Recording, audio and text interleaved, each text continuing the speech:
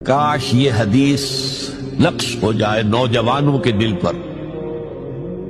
Carriers کی تلاش کرتے ہیں، MBA کر لیں، کمپیوٹر میں MS کر لیں، کیریئر بنے گا، تنخواہ اچھی ملے گی. وہ سارا کچھ اس دنیا کے لیے، عارضی دنیا کے لیے، عارضی زندگی کے لیے ہے اور کچھ بھی نہیں.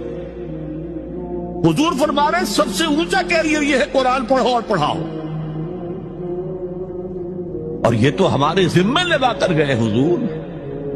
ختمہ حجۃ الوداع میں کیا کہا تھا؟ میں صرف تمہارے لیے تو نہیں بھیجا گیا تھا. وَمَا أَرْسَلْنَاكَ إِلَّا كَافَّةً لِلنَّاسِ بَشِيرًا وَنَذِيرًا. اے محمد، ہم نے آپ کو نہیں بھیجا ہے مگر ساری نوع انسانی کے لیے بشیر اور نذیر بنا کر.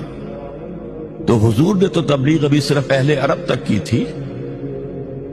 رسول تو تھے وہ پوری نوع انسانی کی. وہ کون کرے گا؟ ہم نے تمہیں امت بنایا، کس لیے بنایا؟ خیر امت بنایا.